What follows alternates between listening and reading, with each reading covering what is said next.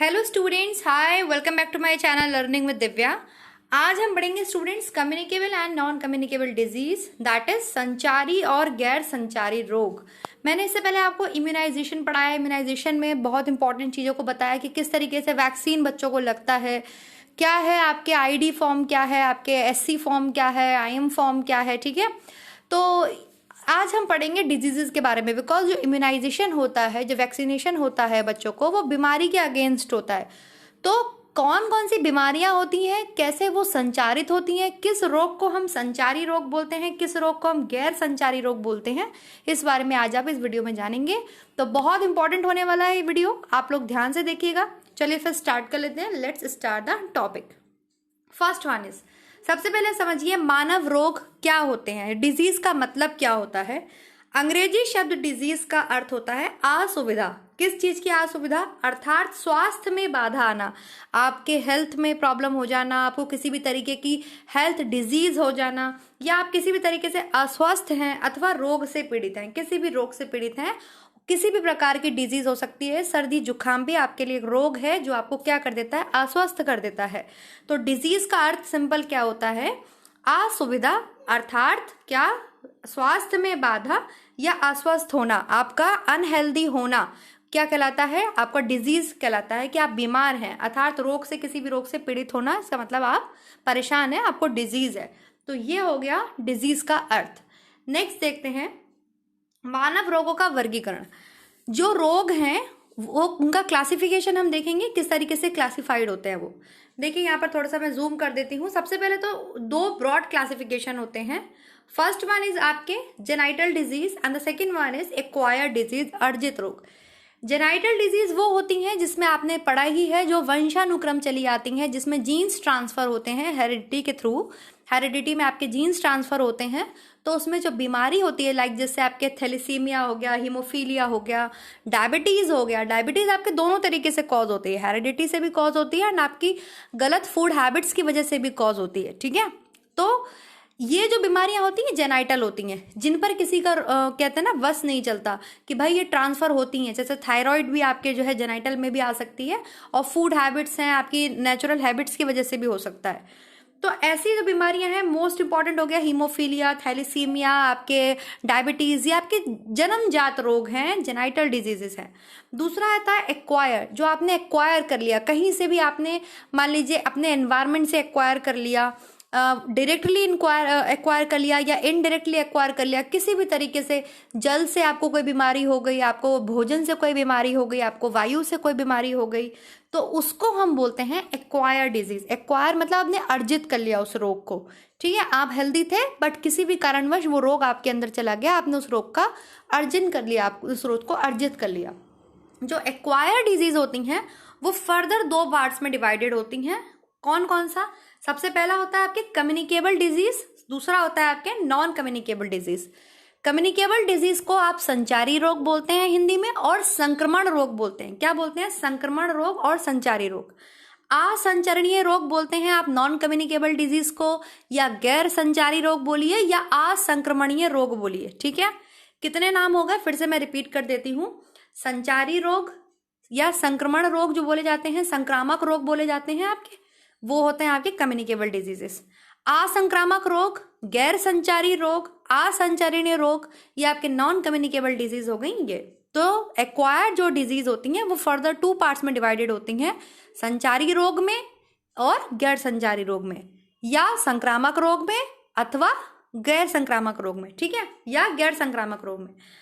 अब जो संचारी रोग होते हैं ये भी दो पार्ट्स में डिवाइडेड होते हैं। कैसे दो पार्ट्स में डिवाइडेड होते हैं? एक होता है डायरेक्ट संचारी रोग, मतलब आपने डायरेक्ट किसी के साथ फिजिकल कांटेक्ट में आए, आपने किसी से हाथ मिलाया, किसी के साथ फिजिकल रिलेशनशिप बनाया, किसी बीमार पर्सन को छू लिया, टच कर लिया। ठीक है, आप डायरेक्ट उसके कांटेक्ट में आ गए हैं, तो उसको हम बोलते हैं आपके डायरेक्ट ट्रांसमिशन डिजीज, या प्रत्यक्ष संचरणीय रोग, या प्रत्यक्ष संक्रामक रोग। ठीक है, सेकेंड टाइप होता है इसके अप्रत्यक्ष संक्रामक रोग, मतलब indirect transmission of disease. Like जैसे आप तो हेल्दी थे लेकिन कोई मच्छर आके आपको काट गया, मलेरिया डेंगू का, और आप क्या हो गए, डिजीज हो गए। तो ये डायरेक्ट कांटेक्ट नहीं था, ये कैसा कांटेक्ट था, ये इनडायरेक्ट कांटेक्ट था। क्लियर हो गया?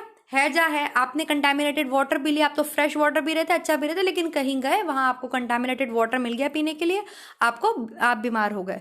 तो यहाँ पे हैजा यहाँ भी आ सकता है आपके डायरेक्ट कांटेक्ट में, ऐसे नहीं आएगा डायरेक्ट कांटेक्ट में, बेसिकली आपके एयरबॉर्न डिजीजेज आती हैं, हवा के द्वारा या फिजिकल कांटेक्ट के द्वारा आपसे संचारित हो रहा हो तो उसको हम डायरेक्ट कांटेक्ट बोलते हैं। ठीक है, प्रत्यक्ष रूप से आप बीमार पर्सन के सामने आ गए, आप प्रत्यक्ष में, जैसे अब रेबीज का कोई डॉग है, उसने आपको काट लिया, आपको नहीं पता इसको रेबीज है, और उसने आपको काट लिया तो रेबीज हो जाता है, या कोई खुजली वाला कुत्ता है, कैसा भी, मतलब इनडायरेक्ट कांटेक्ट है, मच्छर आ गया, डेंगू का या मलेरिया का, तो ये दो डिवीजन हो गया। तो आई होप आपको समझ में आएगा। सबसे पहले तो आपने मानव रोग की डेफिनेशन समझी, डिजीज की डेफिनेशन क्या होती है। फिर ये दो प्रकार के होते हैं, एक तो होते हैं आपके जेनाइटल, जो आनुवांशिक रोग बोलते हैं आप इसे, एक होते हैं अर्जित रोग। आनुवांशिक तो पीढ़ी दर पीढ़ी ट्रांसफर होते रहते हैं, हीमोफीलिया, थैलेसीमिया, डायबिटीज भी हो सकता है इसमें, तो इन पे किसी का बस नहीं होता, इनको ठीक भी नहीं कर सकते आप। अर्जित रोग जो होते हैं ये किसी भी कारणवश आपकी बॉडी में जा सकते हैं, through air, through water, through food, किसी भी तरीके से, ठीक है, फिजिकल कांटेक्ट के थ्रू। तो जो अर्जित रोग होते हैं, जिस रोग को आपने अर्जित कर लिया, आप तो हेल्दी थे लेकिन आपको डिजीज हो गई, वो दो प्रकार के हो सकते हैं। कौन कौन से हो सकते हैं? Communicable and non communicable. Communicable को आप बोलते हैं संचारी रोग, संक्रामक रोग, संचरणीय रोग, ठीक है, संचार हो रहा है, ट्रांसफर हो रहा है, one person to another person transfer हो रहा है डिजीज। सेकंड क्या हो गया? नॉन कम्युनिकेबल, जिसमें आप बोलेंगे असंक्रामक रोग, असंचरणीय रोग या गैर संचारी रोग। जो कि क्या हुआ आपके, ये जो असंचारी रोग होते हैं ये मैं आपको अभी समझा देती हूँ, आगे भी समझाऊंगी। गैर संचारी रोग को मैंने आपको नहीं समझाया। गैर संचारी रोग वो होते हैं जो फिजिकल कांटेक्ट या किसी के साथ डायरेक्ट इनडायरेक्ट कांटेक्ट से नहीं होते, बल्कि आपके और भी बहुत सारे कॉजेज हो सकते हैं इसको होने के। लाइक जैसे आपकी ईटिंग हैबिट्स अच्छी नहीं है, मतलब आपके खाने की आदत अच्छी नहीं है, आप टोबैको लेते हैं, आप अल्कोहल लेते हैं, आप ड्रिंक्स करते हैं, उस वजह से। अभी आगे मैं पूरा समझाऊंगी। जो जेनाइटल डिजीजेज हैं और जो नॉन कम्युनिकेबल डिजीजेज हैं, इसमें एक डिफरेंस आपको समझना होगा। यहाँ पर ही मैं समझा देती हूँ। जो जन्मजात रोग होते हैं ये ठीक नहीं होते, क्योंकि ये इनमें क्या हो रहा है, जीन्स ट्रांसफर हो रहे हैं, ठीक है। लेकिन जो गैर संचारी रोग होते हैं, लाइक जैसे आपके कैंसर है या डायबिटीज है या कोई हार्ट की प्रॉब्लम है, किसी भी तरीके की, ये आपकी हैबिट्स की वजह से होते हैं। कोई आपकी फूड हैबिट्स, अभी आगे हम समझाएंगे, इन्हें ठीक किया जा सकता है, ठीक है, इन्हें ठीक किया जा सकता है उन हैबिट्स को सही करके। लेकिन जो ये वाले रोग होते हैं ये नॉर्मली ठीक नहीं होते हैं, क्योंकि ये क्या हो रहा है, जीन्स ट्रांसफर हो रहे हैं इसमें, तो ये नॉर्मली ठीक नहीं होते हैं। तो इतना डिफरेंस आपको समझना है गैर संचारी रोग में और जन्मजात रोग में। चलिए, फिर संचारी रोग फर्दर दो भाग के हैं। क्या दो भाग हैं उसके? पहला तो है इनडायरेक्ट कांटेक्ट हो रहा है आपका, और एक डायरेक्ट कांटेक्ट हो रहा है। डायरेक्ट मतलब आप प्रत्यक्ष रूप से बीमार पर्सन के सामने आ गए हैं, बीमार पर्सन के टच में आ गए हैं, और इनडायरेक्ट मतलब किसी ने, आपके मादा एनीफिलीज ने काट लिया आपको, एडिस मच्छर ने काट लिया आपको, ठीक है, तो ये आपके इनडायरेक्ट बीमारी हो गई आपको। चलिए, इतना समझ में आया होगा। आगे हम और डिटेल में समझते हैं। सबसे पहले कम्युनिकेबल डिजीज के बारे में ही आप पढ़ेंगे। देखिए, जिस तरीके से ये पिक्चर मैंने लगाया हुआ आपको समझ में आ रहा होगा। इसमें क्या है, इतने सारे बैक्टीरियाज हैं एक अदर पर्सन के हाथ में, वो बीमार है, और जो नॉर्मल पर्सन है उसके वो हाथ उससे मिला रहा है, डायरेक्ट कॉन्टेक्ट कर रहा है, और वो उसके ट्रांसफर हो जा रहा है, ठीक है। ये तो एक एग्जाम्पल के थ्रू आप समझ पा रहे होंगे, पिक्चर के थ्रू। ये रोग कई प्रकार के रोगजनक वायरस, ये माइक्रो ऑर्गेनिज्म से होते हैं, ठीक है। कोई भी वायरस है, बैक्टीरिया है, प्रोटोजोआ है, कवक है, कीड़ा है, इसकी वजह से हो सकते हैं। जितनी भी कम्युनिकेबल डिजीज होती हैं, चाहे वो डायरेक्ट हो चाहे वो इनडायरेक्ट हो, वो आपको माइक्रो ऑर्गेनिज्म की वजह से ही होती हैं, सूक्ष्म जीवाणु की वजह से ही होती हैं। वो सूक्ष्म जीवाणु कोई भी हो सकता है, वायरस, बैक्टीरिया, प्रोटोजोआ, फंजाई, कोई भी हो सकता है। अगर हम बात कर रहे हैं संचारी रोग की, अब जैसे कोविड था, तो कोविड क्या है, एक वायरल डिजीज है, और वो क्या हुआ, संचार तो हुआ उसका, वो आपके चाइना से स्टार्ट हुआ, पूरे वर्ल्ड में फैल गया, तो उसका संचार हुआ, वो संचारी रोग था, आपके कम्युनिकेबल डिजीज था। उसका जो कॉजेटिव एजेंट था वो आपके एक वायरस है, ठीक है। तो आमतौर पर जो है ये आपके रोग वाहक, अब किसी एक पर्सन को बीमार था, वो इंडिया आया, उससे इतने सारी कम्युनिटी में स्प्रेड होता चला गया, तो वो क्या था, वो संचारी रोग था, संचारी हो रहा था, एक पर्सन से हेल्दी पर्सन में उसका संचार हो रहा था। तो कम्युनिकेबल डिजीजेज जो हैं आपके माइक्रो ऑर्गेनिज्म की वजह से होती हैं। वो माइक्रो ऑर्गेनिज्म कोई भी हो सकता है, जीवाणु, विषाणु, प्रोटोजोआ, कवक, फंजाई, कोई भी, ठीक है। जैसे अब आपको थोड़ा सा इसके बारे में पढ़ना होगा, एपिडेमियोलॉजिकल ट्रायड, मैं आपको ये पढ़ाती हूँ। ये कैसे हम पढ़ेंगे, कम्युनिकेबल डिजीज में कैसे स्प्रेड होता है, कम्युनिकेबल डिजीज किस तरीके से हम बोलेंगे कम्युनिटी में स्प्रेड हो रहा है, देखिए इसके बारे में थोड़ा समझिए। जो एपिडेमियोलॉजिकल ट्रायड है, यहाँ पर आपको 3 चीज़ें दिखाई देंगी, मैं शो करती हूँ, लेट मी। देखिए सबसे पहला है आपका एनवायरनमेंट, दूसरा है एजेंट, तीसरा है होस्ट। जितनी भी संचारित रोग होते हैं, आपके संक्रामक रोग होते हैं, वो इसी प्रकार से आपके संचारित होते हैं। कोई ना कोई एजेंट होगा, मैंने आपको बताया, कोई ना कोई माइक्रो ऑर्गेनिज्म होगा। मान लीजिए आप कोई भी ले लीजिए, लाइक आपके टाइफाइड ले लीजिए, टीवी ले लीजिए, तो एजेंट होगा। एजेंट मतलब कोई भी बैक्टीरिया होगा, कोई वायरस होगा, कोई कवक होगा, ठीक है, कोई प्रोटोजोआ होगा, कुछ भी होगा। वो क्या करता है, एनवायरनमेंट में आपके ट्रेवल करता है। एनवायरनमेंट मतलब आपके वातावरण में आ गया, जैसे फॉर एग्जांपल कोविड का था। फिर क्या हुआ, आपके होस्ट तक मतलब नॉर्मल पर्सन, जैसे हम आप तक पहुंच गया। तो ये जो होता है, इसको बोलते हैं एपिडेमियोलॉजिकल ट्रायड। किस तरीके से संचारी रोग जो है वो संचारित होते हैं, किस प्रकार से, कैसे संचारित होते हैं भाई। कोई ना कोई एजेंट होता है, कारण होता है, कोई ना कोई एजेंट होता है, कुछ भी हो सकता है, किसी भी प्रकार का माइक्रो ऑर्गेनिज्म हो सकता है। वो एनवायरनमेंट में आता है, और एनवायरनमेंट में आने के बाद वो क्या आता है, होस्ट की बॉडी तक पहुंच जाता है। होस्ट मतलब नॉर्मल पर्सन, नॉर्मल इंसान, हेल्दी पर्सन, उसकी बॉडी तक वो पहुंच जाता है और वहां जाकर उसको बीमार कर देता है। तो इसको बोलते हैं एपिडेमियोलॉजिकल ट्रायड, ठीक है। कम्युनिकेबल डिजीज किस प्रकार से आपके ट्रांसमिशन हो रहा है, उसका किस प्रकार से संचारित होते हैं। अभी हम कम्युनिकेबल डिजीज की ही बात कर रहे हैं, इसलिए आपको मैं समझा रही हूँ। तो आई होप आपको इतना समझ में आया होगा कि किस तरीके से संचारित होता है communicable disease. Agent, environment and host, ये 3 ही लोग होते हैं किसी भी प्रकार की बीमारी को संचार करने में, फैलाने में। एक तो एजेंट होगा, पॉजिटिव एजेंट होगा, ठीक है। मान लीजिए जैसे ट्यूबरक्लोसिस का आपके क्या हो गया, माइकोबैक्टीरियम ट्यूबरक्लोसिस, वो आपके एनवायरनमेंट में किसी भी तरीके से आया, आप कोई बीमार पर्सन था, वो छींका, खांसा, उसका वातावरण में वो कीटाणु आए, वायरस, बैक्टीरिया आए, और वो होस्ट मतलब नॉर्मल बॉडी तक एंटर कर गया, उसको भी बीमार कर देते हैं। तो ये एक साइकिल होता है, एपिडेमियोलॉजिकल ट्रायड होता है, इसको ध्यान रखिएगा।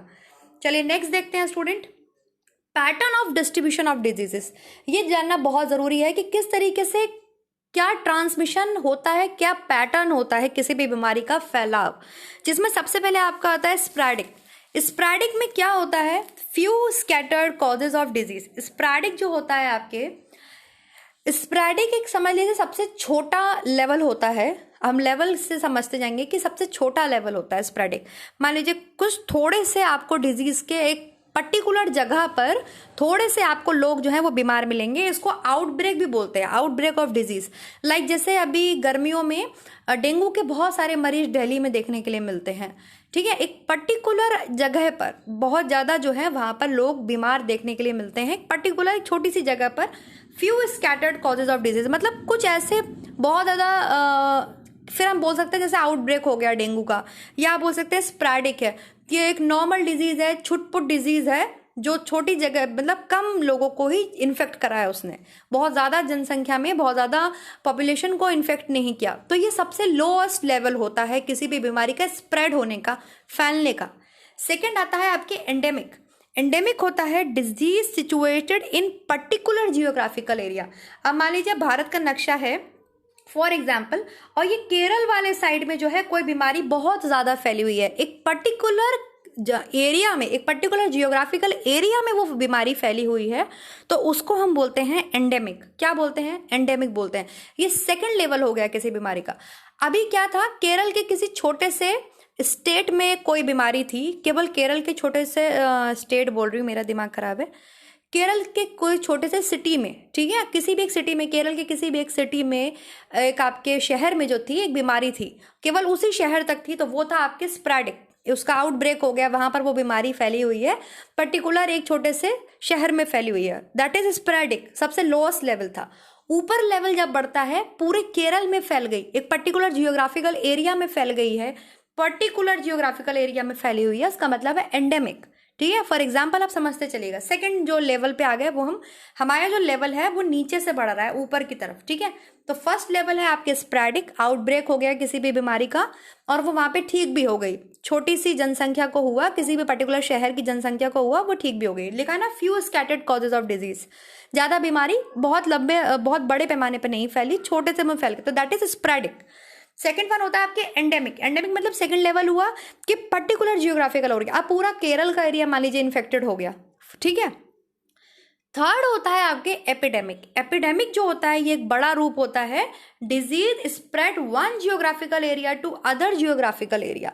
मान लीजिए आप केरल से तमिलनाडु, तमिलनाडु से आंध्र प्रदेश, इस तरीके से बीमारी जो है आपके वो फैलती जा रही है। क्यों? क्योंकि कम्युनिकेबल हो रहा है, कम्युनिटी में स्प्रेड हो रहा है, संक्रामक रोग का संचार हो रहा है, वो संचारित हो रही है। तो थर्ड लेवल आपके आ जाता है एपिडेमिक। जो डिजीज है, जो बीमारी है, वो बढ़ रही है एक जियोग्राफिकल एरिया से, एक भौतिक स्थिति से, भौगोलिक स्थिति से दूसरी भौगोलिक स्थिति की तरफ आ रही है, मतलब वो बढ़ती जा रही है। अभी वो क्या है? एपिडेमिक है। एपिडेमिक का ही विशाल रूप होता है आपके पेंडेमिक, जो कि आपके पूरी कंट्री को ले सकता है या पूरे वर्ल्ड को भी उसमें डिजीज हो सकती है। लाइक जैसे कोविड को आपने देखा, लेटेस्ट एग्जाम्पल है आपका, वो चीन के वुहान से स्टार्ट हुआ था, धीरे धीरे पूरा चाइना, चीन के आसपास में जितने भी स्टेट थे वो उसकी चपेट में आए, पूरा चाइना उसकी चपेट में आया, फिर पूरी कंट्री उसके चपेट में आ गई, पूरी चाइना कंट्री उसकी चपेट में आई, देन फिर वर्ल्ड चपेट में आया। तो ये होते हैं लेवल। सबसे पहले आपके लेवल क्या था? सबसे पहले आपके लेवल क्या था? स्प्रैडिक था, जो मैंने आपको बताया। कुछ ही मात्रा में आपको वहां पे रोग थोड़ा था, डिजीज हुई, ठीक हो गए लोग, कोई बात नहीं है, ठीक है। सेकेंड हो गया एंडेमिक, डिजीज सिचुएटेड हुई इन अ पर्टिकुलर एरिया, एक जियोग्राफिकल पर्टिकुलर एरिया है, वहीं पर जो है वो डिजीज फैली और ठीक हो गई। फिर वो बड़ा रूप अगर लेती है तो हो जाती है एपिडेमिक में, मतलब one geographical area to another geographical area, एक भौगोलिक स्थिति से दूसरी तरफ बढ़ती जा रही है, मतलब उसका रूप बढ़ता जा रहा है, वो सही नहीं हो रही है, दैट इज एपिडेमिक। और पेंडेमिक जो है वो एपिडेमिक का ही रूप है। एपिडेमिक में ही जो डिजीज पर्सन होते हैं, मान लीजिए वो ट्रैवल कर रहे हैं, दूसरे देश में ट्रैवल कर रहे हैं, दूसरी जगहों पर ट्रैवल कर रहे हैं, तो वो जो रूप ले लेता है, फिर वो रूप लेता है आपके पेंडेमिक। तो पेंडेमिक वो स्थिति होती है जिसे आप बोलते हैं ऐसी महामारी जो disease cover all over country and world, जो क्या कर लेती है, या तो पूरी एक कंट्री चपेट में ले लेती है या फिर पूरे विश्व में भी फैल सकती है। तो वो लास्ट स्टेज होती है आपके पेंडेमिक। आई होप आपको इतना समझ में आया होगा, pattern of distribution of disease, किस प्रकार से डिस्ट्रीब्यूट होती हैं बीमारियां। अब कुछ वर्ड्स हैं जो मैं जब आपको आगे पढ़ाऊंगी, अभी ये वीडियो भी होगा, इसके बाद एक नेक्स्ट वीडियो मिलेगा जो बहुत इंपॉर्टेंट होगा इससे भी ज़्यादा, तो वहाँ पे कुछ टर्म्स यूज होंगे, जैसे आइसोलेशन क्या होता है, क्वारंटाइन क्या होता है, देन आपके इंक्यूबेशन पीरियड क्या होता है, एंड आपके इन्फेक्टेड पीरियड क्या होता है। संक्रमण काल आपने पढ़ा होगा, उद्भवन काल पढ़ा होगा, वो मैं आपको जब सारी डिजीजेस पढ़ाऊंगी तो उसका एक एक चीज का संक्रमण काल, उद्भवन काल, वो सब बताऊंगी। तो पहले उन टर्म्स को समझना जरूरी है। सबसे पहला है आपके आइसोलेशन क्या होता है। आइसोलेशन मतलब डिजीज पर्सन सेपरेट, जब बीमार व्यक्ति को आप अपने से अलग कर देते हैं, सेपरेट कर देते हैं, उसे एक अलग कमरे में रहने की उसकी व्यवस्था करते हैं रोगी की, तो उसको बोलते हैं आइसोलेट कर देना। उस बीमार पर्सन को हेल्दी पर्सन से अलग कर देना, आइसोलेट कर देना, ठीक है। क्वारंटाइन का मतलब होता है सस्पेक्ट पर्सन सेपरेटेड। अगर आपको लग रहा है कि मान लीजिए जैसे कोविड में क्या हो रहा था, जैसे किसी को भी छींकने की, खांसने की प्रॉब्लम हो रही थी, तो उसको क्या कर रहे थे, क्वारंटाइन कर रहे थे कुछ टाइम के लिए, 14 दिन के लिए। तो क्वारंटाइन करते हैं उस पर्सन को जिसमें लक्षण दिखते हैं, जो सस्पेक्ट लगता है कि नहीं ये भी लग रहा है इस बीमारी से है, ग्रस्त है, तो उसको अगर हम अलग कर रहे हैं, दैट इज क्वारंटाइन। लेकिन अगर हम किसी बीमार पर्सन को हेल्दी पर्सन से अलग कर रहे हैं, उसकी अलग व्यवस्था कर रहे हैं, जैसे रोगी की आप अलग व्यवस्था करते हैं, उसको बोलते हैं आइसोलेट कर देना, आइसोलेशन। तो इन टर्म्स का मतलब समझ में आया। आइसोलेशन का मतलब क्या होता है, क्वारंटाइन का मतलब क्या होता है। एक टर्म आप पढ़ेंगे जब मैं आपको आगे और फर्दर पढ़ाऊंगी, इंक्यूबेशन पीरियड। आपने पढ़ा होगा किसी भी बीमारी का उद्भवन काल क्या होता है। अब बहुत से बच्चों को उद्भवन काल में और संक्रमण काल में कभी कभी कंफ्यूजन भी होता है, मैं यहाँ क्लियर करती हूँ। आई विश कि आपको क्लियर हो जाएगा, आई होप कि आपको कभी प्रॉब्लम नहीं होगी।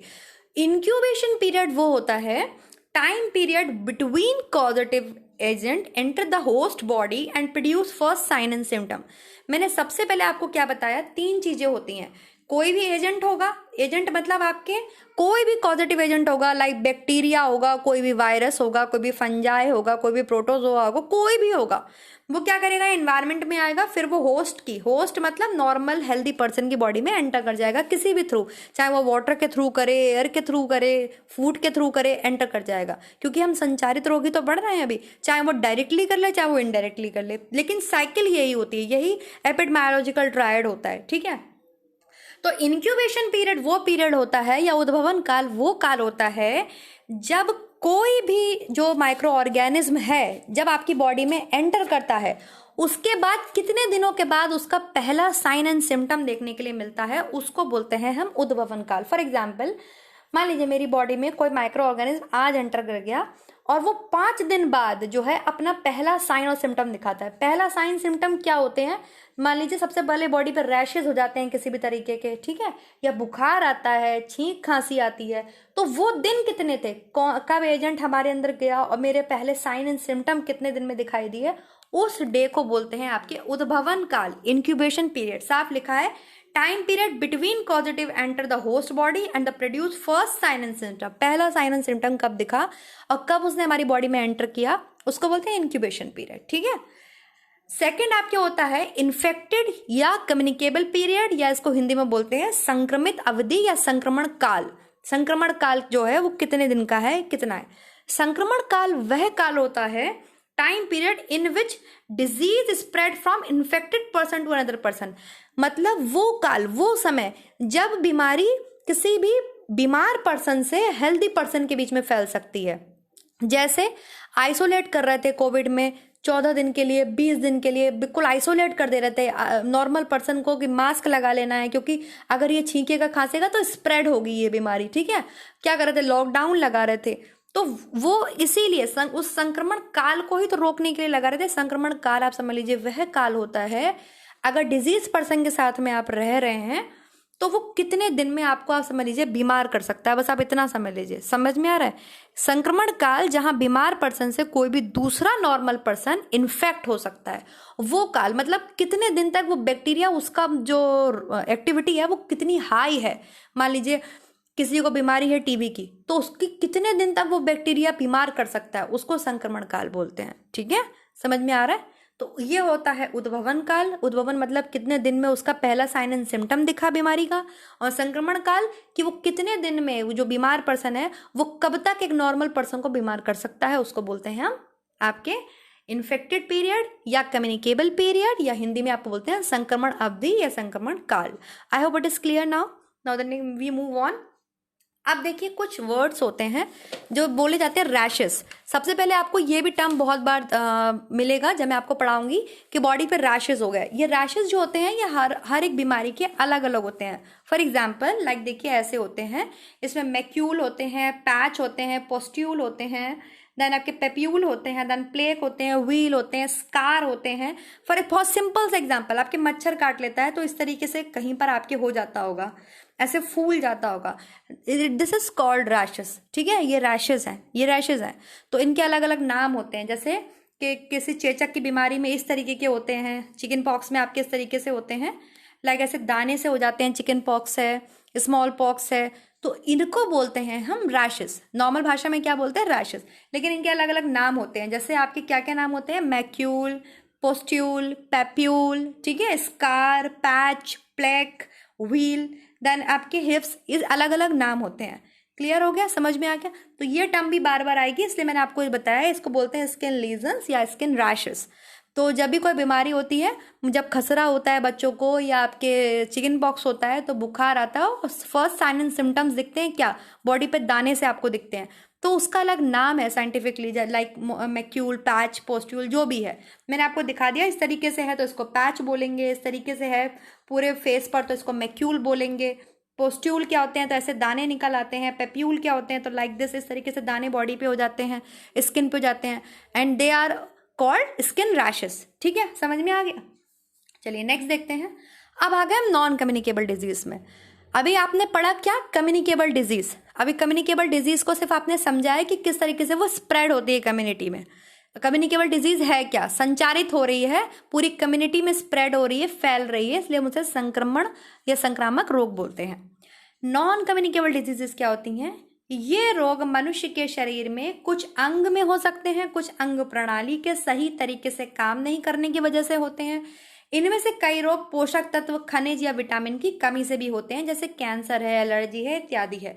तो नॉन कम्युनिकेबल डिजीज आपके होते हैं लाइक ये कार्डियोवास्कुलर डिजीज हो गई, हृदय से संबंधित बीमारी हो गई, डायबिटीज़ हो गया, क्रॉनिक रेस्पिरेटरी सिस्टम कुछ खराब हो गया, या डाइजेस्टिव सिस्टम में कोई प्रॉब्लम आ गई, लीवर सिरोसिस हो गया, कैंसर हो गया, तो ये ऐसी बीमारियां नहीं है, ये संचारित नहीं होती हैं, ठीक है। इनका कहीं ना कहीं जो आपके कारण होता है नॉन कम्युनिकेबल डिजीज का, वो आपके पोषक तत्वों की कमी है, आपकी कुछ ऐसी हैबिट्स हैं खराब खाने पीने की, उसकी वजह से होता है, ठीक है। मुझे एक्सप्लेन करने दो, लेट मी एक्सप्लेन। ये है नॉन कम्युनिकेबल डिजीज इंक्लूड, कौन कौन सी हो सकती हैं? कार्डियोवास्कुलर डिजीज मतलब हार्ट से संबंधित, हृदय से संबंधित बीमारियां। डायबिटीज मेलिटस हो सकता है, डायबिटीज मेलिटस आपके जेनाइटल भी होता है, ठीक है, पीढ़ी दर पीढ़ी भी आनुवांशिक रोग भी है वो। लेकिन आपको मैंने टाइप 1 और टाइप 2 समझाया है कि एक टाइप ऐसा भी होता है जो पोषक तत्व अगर आप सही से नहीं ले रहे हैं, मान लीजिए बाई चांस इंसुलिन का प्रोडक्शन अच्छा खासा हो रहा था लेकिन बाद में होना बंद हो गया, आपके खानदान में कभी किसी को नहीं था, तो वो आपके क्या हो गया, वो आपके नॉन कम्युनिकेबल डिजीज का एग्जाम्पल है, ठीक है। क्रॉनिक ऑब्स्ट्रक्टिव पल्मोनरी डिजीज है, सीओपीडी एंड कैंसर, ठीक है। अब इसके देखिए क्या क्या फैक्टर हो सकते हैं, इसके क्या रिस्क फैक्टर हैं आपके एनसीडी के होने के। सबसे देखिए सबसे इंपॉर्टेंट है हाई ब्लड प्रेशर आपको बना रहता है, फिजिकल इनएक्टिविटी है, आप किसी भी तरीके का योगा प्राणायाम या फिजिकल एक्टिविटी नहीं करते, ओबेसिटी है आपको, मोटापा से कितनी सारी बीमारियां होती हैं, रेजल कोलेस्ट्रॉल आपके बॉडी में कोलेस्ट्रॉल का लेवल बहुत ज़्यादा बढ़ा हुआ है, डिक्रीज्ड है आपका वेजिटेबल एवं फ्रूट इंटेक, आपका बिल्कुल आपने सब्जियां खाना बंद कर रखा है, बहुत से बच्चे ऐसे होते हैं जो सब्जी फल बिल्कुल नहीं खाते हैं, प्लस ग्लूकोज आपका बढ़ गया है, ठीक है, इंसुलिन का प्रोडक्शन बंद हो गया है, अल्कोहल कंज्यूम कर रहे हैं आप, टोबैको कंज्यूम कर रहे हैं आप, तो ऐसे बहुत सारे, स्मोकिंग कर रहे हैं, ऐसे बहुत सारे फैक्टर्स हो सकते हैं जो नॉन कम्युनिकेबल डिजीज के लिए होते हैं। ये बीमारियां ऐसी नहीं होती जो एक दूसरे से संचारित होती हैं, ठीक है, इनमें संचार नहीं होता। अब हार्ट की किसी को समस्या है तो ये नहीं है कि उसके घर में वो हार्ट की डिजीज संचारित हो रही है, तो इसके ये सारे फैक्टर्स हो सकते हैं, ये सारे कारण हो सकते हैं एनसीडी के। NCD means non communicable disease, गैर संचारी रोग या असंक्रामक रोग। नेक्स्ट देखिए डिफरेंस समझिए कम्युनिकेबल एवं नॉन कम्युनिकेबल डिजीज में। मैंने आपको बताया जितनी भी कम्युनिकेबल डिजीजेज होती हैं जो संचारित होती हैं, उनका कहीं ना कहीं कारण सूक्ष्म जीवाणु होते हैं, बैक्टीरिया होता है, वायरस होता है, फंगाई होता है, प्रोटोजोआ होता है, ये सब कारण होते हैं कम्युनिकेबल डिजीज के। लेकिन नॉन कम्युनिकेबल डिजीज में आप देखिए, आपने मान लीजिए फैट का बहुत ज़्यादा इंटेक कर लिया तो हार्ट में नसों में क्या हो गया है, फैट बिल्कुल जम गया है, या किसी के सिर पर घात लग गया, किसी तरीके से चोट लग गई तो वो मेंटल लॉस हो सकता है उसका, उसकी मेमोरी लॉस हो सकती है, ठीक है। डायबिटीज मतलब इंसुलिन का प्रोडक्शन बंद हो गया, उसका जो है ब्लड शुगर लेवल इंक्रीज हो गया। तो ये डिफरेंस है क्या कम्युनिकेबल डिजीज में, नॉन कम्युनिकेबल डिजीज में। कम्युनिकेबल डिजीज अगर संचार हो रही है तो इसका मतलब उसका कोई ना कोई कारण, पॉजिटिव एजेंट उसका क्या है, कोई ना कोई माइक्रो ऑर्गेनिज्म है। Clear, now we move on. Next देखते हैं हम क्या है टाइप्स ऑफ कम्युनिकेबल डिजीज। जैसे मैंने आपको बताए थे दो प्रकार होते हैं, एक तो डायरेक्ट आप किसी के कांटेक्ट में आ गए, या इनडायरेक्ट। तो डायरेक्ट वही होते हैं किसी भी तरीके से आप सांस के द्वारा सीधे संपर्क में आ गए हैं आप किसी भी पेशेंट के, मान लीजिए जिसको टीबी है, चेचक है, काली खांसी है, इन्फ्लुएंजा आदि बहुत सी ऐसी बीमारियां होती हैं जो डायरेक्ट कांटेक्ट से फैलती हैं, ठीक है। डायरेक्ट आप किसी भी बीमार पर्सन के कांटेक्ट में आ गए, जैसे अभी कोविड था तो सब बच रहे थे भाई, जो भी कोविड का पेशेंट है उसे टच तक नहीं कर रहे थे, देख तक नहीं रहे थे, क्योंकि वो बहुत तेजी से स्प्रेड हो रहा था।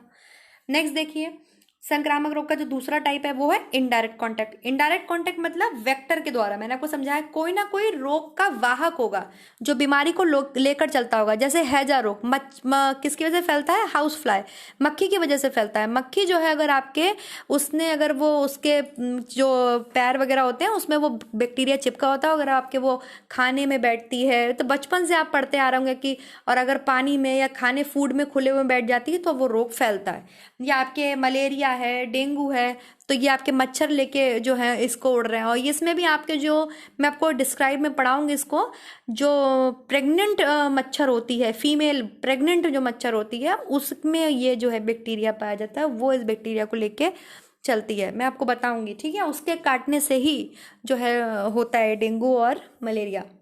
फिलहाल ये टाइप हो गया। आप अगर डायरेक्टली कांटेक्ट में आ गए तो डायरेक्ट ट्रांसमिशन है, इनडायरेक्टली कांटेक्ट में आ गए तो इनडायरेक्टली ट्रांसमिशन है, ओके। नेक्स्ट देखिए आप दो टाइप्स और हो सकते हैं आपके किसी भी बीमारी के, जो संचारित रोग होते हैं आपके कम्युनिकेबल डिजीज हैं, वो वाटर के थ्रू भी होती हैं, फूड के थ्रू भी होती हैं, एयर के थ्रू भी होती हैं। तो ये एक बहुत बड़ा इशू बन गया था वाटर बॉर्न डिजीज का। हैजा जो है वो वाटर से भी होता है और आपके फूड से भी होता है, लेकिन ब्रॉड क्लासिफिकेशन में उसको अगर हम उसका जल जनित रोग मानते हैं तो जल जनित रोग में आपके हैजा होता है। तो यहाँ पे मैं क्लियर कर देती हूँ। वैसे हैजा आपके भोजन से होने वाली भी बीमारी है और जल से होने वाली बीमारी है, लेकिन आपके सिलेबस में जल से होने वाले रोग और वायु से होने वाले रोग पूछे गए हैं टीजीटी के सिलेबस में, तो मैं क्लियर कर देती हूँ। वाटर बॉर्न डिजीज आपके टाइफाइड फीवर हो गया, कॉलेरा हो गया, और ये सारी बीमारी हम अलग अलग पढ़ेंगे, ठीक है। आपके गियार्डिया हो गया, देन आपके डिसेंट्री हो गया, देन आपके ई कोलाई हो गया। ये सब आपके जो भी बैक्टीरिया बीमारी है, और हेपेटाइटिस ए, ये आपके जल से होने वाली बीमारियां हैं। क्लियर। एयरबॉर्न डिजीज है, डिप्थीरिया है, ट्यूबरक्लोसिस है, वुपिंग कफ है, निमोनिया है, स्कारलेट फीवर है, इन्फ्लुएंजा है, पोलियोमाइलाइटिस है, कोल्ड है, ये सब आपके एयरबॉर्न डिजीजेज हैं, ठीक है। किसी भी तरीके से आप इन लोगों के एयर के कांटेक्ट में आते हैं तो ये बीमारियां होती हैं। मम्स है, मीजल्स है, चिकन पॉक्स है, स्मॉल पॉक्स है, सिस्टमेटिक माइकोसिस है, ये सब आपके एयरबॉर्न डिजीजेज हैं। क्लियर हो गया, समझ में आ गया। चलिए नेक्स्ट देखते हैं। अब विषाणु से होने वाले रोग कौन कौन से होते हैं। अब बात आ गई है माइक्रो ऑर्गेनिज्म की। कम्युनिकेबल डिजीज में माइक्रो ऑर्गेनिज्म, जितने भी आपके सूक्ष्म जीवाणु होते हैं, जैसे कि विषाणु, तो विषाणु से कौन सा रोग होता है ये पूछा जाता है, इसका कॉजेटिव एजेंट पूछा जाता है, तो ये आप अच्छे से कर लीजिएगा। मैंने कई बार कराया है, क्वेश्चंस भी कराए हैं। चिकन पॉक्स का वेरिसेला वायरस है या वेरियोला वायरस बोल दीजिए, स्मॉल पॉक्स का वायरोला मेजर, वायरोला माइनर, खसरा का रुवेला वायरस, पोलियो का पोलियो वायरस, रेबीज का रेबीज वायरस, हेपेटाइटिस का आपके हेपेटाइटिस वी वायरस। कैसे होता है, दूषित जल, यहाँ साफ साफ लिखा है, वायु सीधे संपर्क मतलब डायरेक्ट कॉन्टैक्ट, खसरा वायु, इस तरीके से। डेंगू वायरस एडीज मच्छर के काटने से होता है, एड्स HIV वायरस, ठीक है, ये आपके विषाणु से होने वाली बीमारियां हो गई। नेक्स्ट जीवाणु, ये भी आपको PDF है, टेलीग्राम पर भी मिल जाएगा, आप वहां से पढ़ सकते हैं। ट्यूबरक्लोसिस, तो माइकोबैक्टीरियम ट्यूबरक्लोसिस, वायु सीधे संपर्क से, टाइफाइड, टाइफी, दूषित भोजन जल, तो आप जल भी ले सकते हैं, भोजन भी ले सकते हैं, ठीक है, जल से होती है। फिलहाल अगर ब्रॉड क्लासिफिकेशन में जाएंगे तो ये वाटरबॉर्न डिजीजेज है। हैजा दूषित भोजन जल से होने वाली बीमारी है, भोजन से भी होती है। ब्रॉड क्लासिफिकेशन में आप जाएंगे वाटर की तरफ। विब्रियो कॉलरी, डिप्थीरिया हो गया, कोर्निबैक्टीरियम डिप्थीरिया, लेप्रोसी हो गया, काली खांसी हो गया, ये सब आपके क्या हो गए, जीवाणु से होने वाले, बैक्टीरिया से होने वाले रोग हैं। नेक्स्ट प्रोटोजोआ से होने वाले रोग, तो आपके मलेरिया है, अमीबिया है, डिसेंट्री, लिशमीनियाज है जिसे कालाजार बोलते हैं, देन ट्रिप्नोसोमेनिया, ये मैं आपको पढ़ाऊंगी, ट्रिप्नोसोमा। क्लियर है। क्या तरीके हैं इसके संचारण के, तो ये लिखे हैं ना, फिलीज, दूषित भोजन जल, सैंड फ्लाई के काटने पर, सीसी फ्लाई के काटने पर, क्योंकि ये क्या है, वेक्टर डिजीजेज हैं जो क्या करती हैं, आपके नॉन इनडायरेक्ट ट्रांसमिशन कर रही हैं, अप्रत्यक्ष रूप से फैल रही हैं। क्लियर है। हेलमिंथ मतलब कृमि द्वारा कौन कौन से होते हैं, तो फाइलेरिया होता है, एस्केरियोसिस होता है, एकनाइनोकस होता है, ये जो है आपके ये कृमि द्वारा फैलते हैं। क्लियर है। ये आपके देख सकते हैं संचरण के तरीके क्या है, सब लिखा हुआ है इसमें, आपको दिख रहा होगा। नेक्स्ट, सेक्सुअली भी ट्रांसमिट होते हैं। बीमारी तो ये बैक्टीरिया वायरस की वजह से ही होती है, लेकिन इनको अलग से ब्रॉड क्लासिफाई कर दिया है कि सेक्सुअली कौन कौन सी बीमारियां ट्रांसमिट होती हैं। तो आपको पता ही है, एड्स होती है, एक सेकेंड, एड्स होती है, सिफिलिस होती है, गोनेरिया होती है। ये तीनों बीमारियां जो होती हैं, एड्स का जो कारण है वो क्या है, HIV वायरस है। सिफिलिस भी आपके सेक्सुअली ट्रांसमिट होती है, मतलब यौन संक्रमित बीमारी है, बैक्टीरिया इसका ट्रिप्नोमा पैलिडम होता है। और सुजाक जो गोनोरिया है, ये निसेरिया गोनेरिया नामक जीवाणु के कारण होता है। तो ये 3 बीमारियां अलग से क्लासीफाई कर दी गई हैं जिन्हें हम सेक्सुअली ट्रांसमिटेड रोग कहते हैं। लेकिन ये है क्या, ये आपके संचारित रोग में ही आते हैं, ठीक है, संचार होता है इसका। नेक्स्ट देखिए, नॉन कम्युनिकेबल डिजीज के कौन कौन से एग्जाम्पल्स हो सकते हैं। वो जितने भी आपने पढ़े सब किसी भी तरीके के संचारित रोग ही थे, चाहे वो विषाणु से हो, चाहे वो जीवाणु से हो, चाहे वो कृमि से हो, फंजाई से हो, कैसे भी हो। जो असंचरणीय रोग है, नॉन कम्युनिकेबल डिजीज है, वो कौन कौन सी हो गई आपकी, डायबिटीज हो गई, ऑस्टियोपोरोसिस हो गई, कैंसर हो गई, गोइटर हो गई, मैंने आपको बताया पोषक तत्वों की कमी है, आपने मिनरल्स विटामिन की कमी कर दी है, इतने सारे मैंने आपको फैक्टर्स बताए।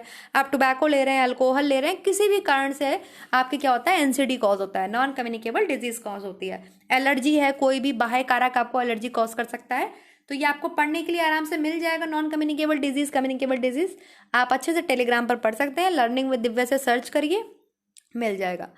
Next, thank you so much guys. ये वीडियो कैसा लगा, थैंक यू सो मच, आप कमेंट करके बताएंगे।